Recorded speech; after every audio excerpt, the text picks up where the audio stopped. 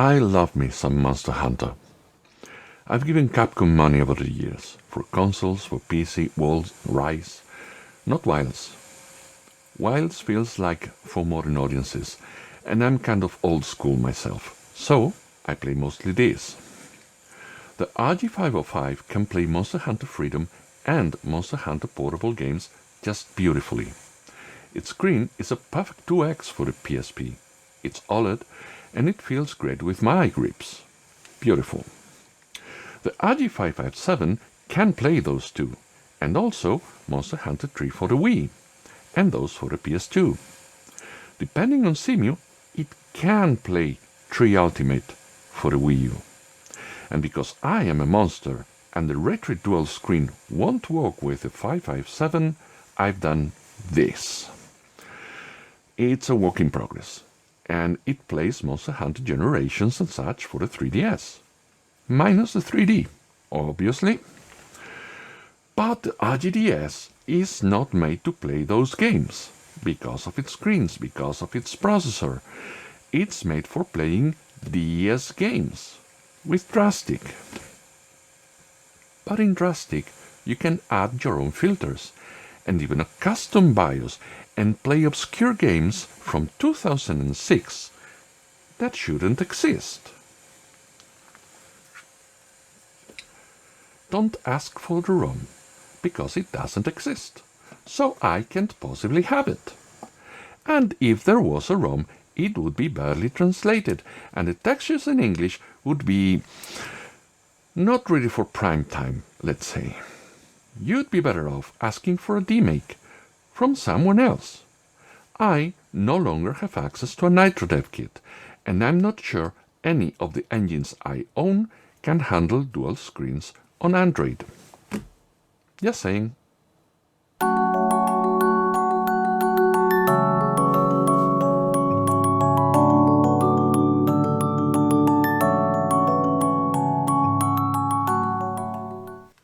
Hi everyone, welcome to the lab. This is Sereth. As always, safety first.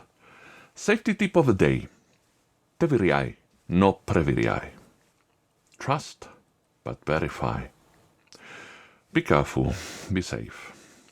Today's safety tip is especially important for today's topic. I don't mean to disparage anyone, and I still find myself confused and amazed. I cannot fathom how the same people who say this is a device great for DS emulation also say that this one is flawed and substandard. If I say I don't get it, you can more or less understand how I feel about that. I can articulate these feelings quite easily in Spanish, and that would not be broadcast friendly, I believe. In English, the closest I can get is I'm stupefied, and that still doesn't convey my feelings completely. So processor-wise, these two can handle Drastic at native resolution. The RGDS gets over 115,000 points in Antutu, while the 040 gets over 71,000. The RG Cube gets 472,000 points, and then some. So if we take benchmarks at face value, the RGDS is over 1.5 times as powerful as the 040, and the RG Cube is over 4 times as powerful as the RGDS. Let that sink in. Message for Ambernick. We want another one, the new RGDS, with a T820 processor and touchscreens like those of the R46H. If it can be a T820, then make it a T620, with active cooling, please. Okay, regarding the screens, none of these three devices, the 040, the RG Cube, and the RGDS, is perfect. The original DS Lite had 3.12-inch screens at 256 by 192 pixels. The closest screens for that at integer scaling are those in the 3MUI brick and the XU20V32. What a name. Message for Ambernick. We want another one. The new RGDS Lite with these screens and a D620 processor and no joysticks. Because why bother with these tiny things? I hope they hit my calls. Well, anyways, screens. I've run the numbers and the results are not pretty for these two. Remember, DS Lite, each screen is 3.12 inches. 040, each screen is about 2.6 inches at 1.9 the original resolution. RG Cube, each screen is about 2.4 inches at 1.9 the original resolution. The Cube runs better than the 040 and its screen size is smaller. But both devices show smaller screens than the DS Lite. And then there's also the DSi XL with 4-inch screens. So these two devices are not cutting it for me, at least for playing DS. The 040 is absolutely great for vertical WonderSwan games, but for DS, the RGDS is way superior. Its screens are bigger, at 4 inches, but the resolution is not good for LCD shaders. So I'm using a Sharpie linear shader that includes both NDS color and natural vision. The reason is, Sharpie linear makes the pixels balanced, but the stock color is too saturated to my liking. But adding NDS color makes it too desaturated, but I feel it's got better contrast than stock, so I bump NDS color a bit with natural vision. I'm using JD Cleaver shaders. I'll leave a link down there somewhere. You download them, you put them on the SD card, and then use the File Explorer to copy them to the internal storage, Drastic Shaders. And they will show up in Drastic's video filters. If they don't, close Drastic and relaunch it. Even with just a Sharpie linear filter, DS games look better on the RGDS than they look on the 3DS. Without scaling, the 3DS shows both DS screens at 2.4 inches, same size as the RG Cube. If stretched, the 3DS shows both screens at 3 inches, but 1.3 times the original resolution, and that does not look good.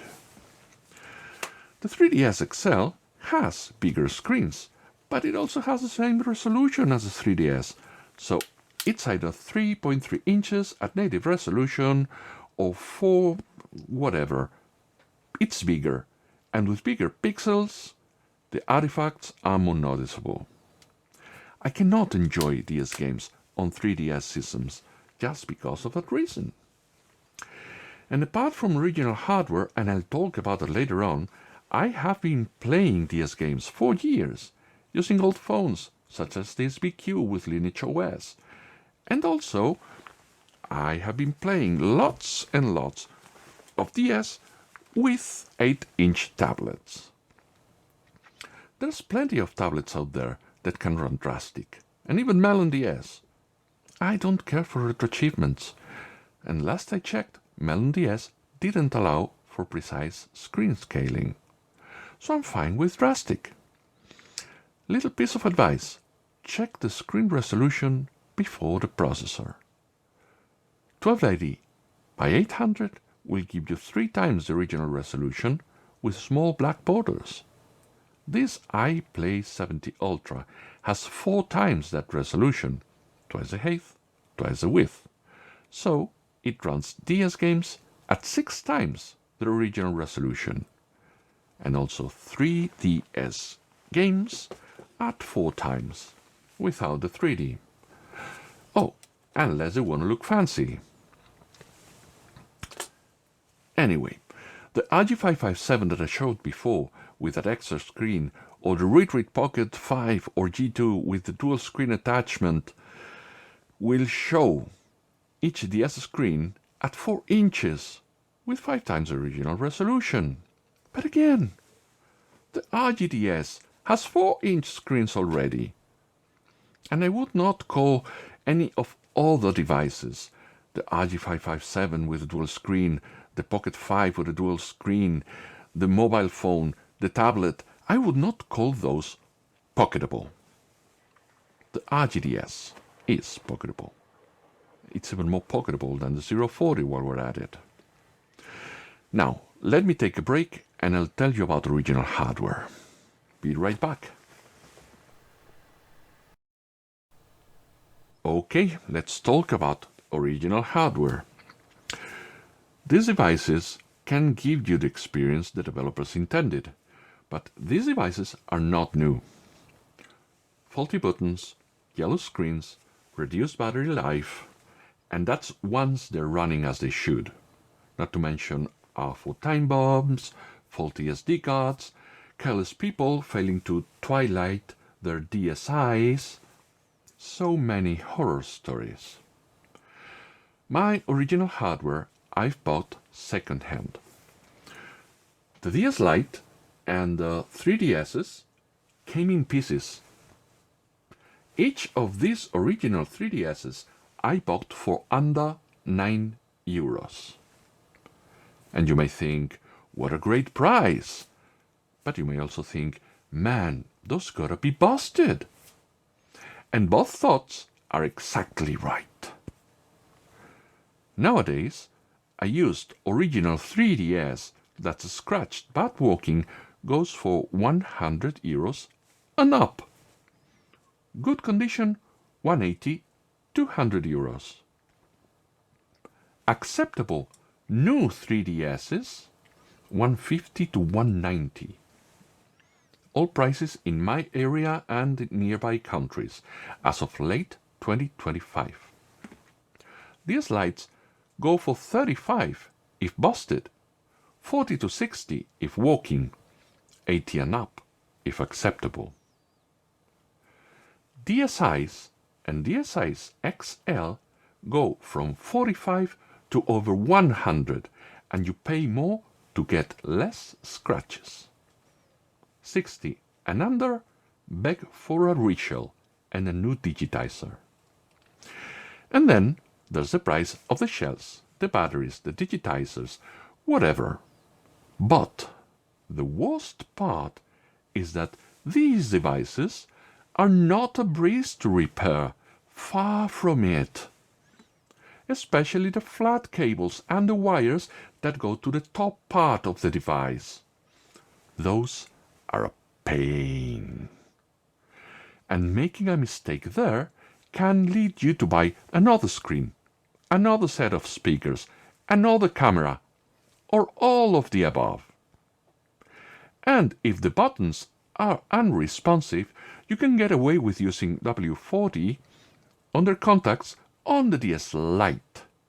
But for the DSIs and DSIs XLs, you may have to buy a daughter board or pray to the gods of solder, try to replace the switches, and hope the issue is nowhere else.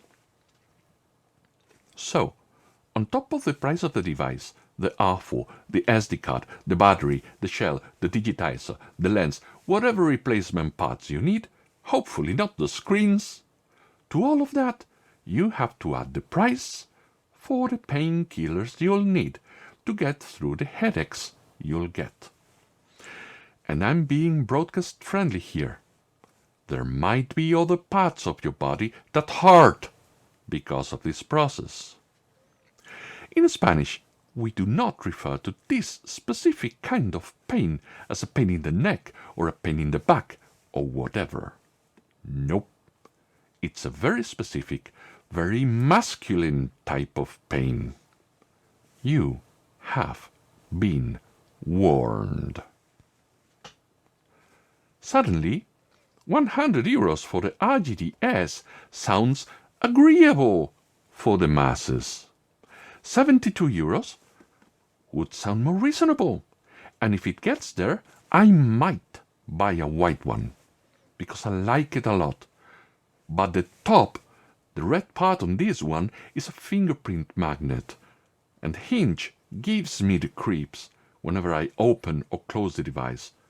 Once in place, it stays there, but I'd rather have click-in positions and smoother movement.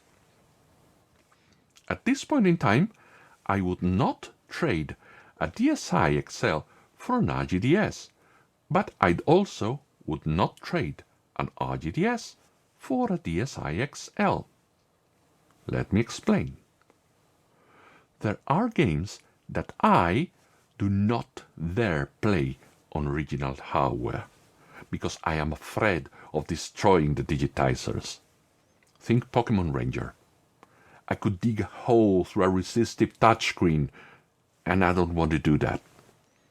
With a capacitive touchscreen and an active stylus and a screen protector, I'm not worried at all. By the way, the best stylus I found for the RGDS is branded Antica. It's got one LED and a tactile power button over there. These other stylus with 4 LEDs and a capacitive power button, touch, gimmicky stuff, 4 LEDs. This doesn't work as well on the RGDS. Maybe it's a refresh rate of the capacitive sensor, I don't know. But this one works like a charm. So there will also be games that won't run on emulators, no matter the BIOS you throw at them. For example, Thenonia. For those games, original hardware is the only way to go, as far as I know. And there's a bunch of DSiware that will only run on original hardware. So if you'd rather buy original hardware, go for a DSi XL if possible. Also, these no-name phone grips work great for DSi's XLs and the 3DS XL, both old and new, but with the RGDS, yeah, the RGDS fits here once you remove the foam pads, but it won't close with the grip on. So I'm still thinking about a solution for that. Maybe I will just use this rubbery stuff I've used here.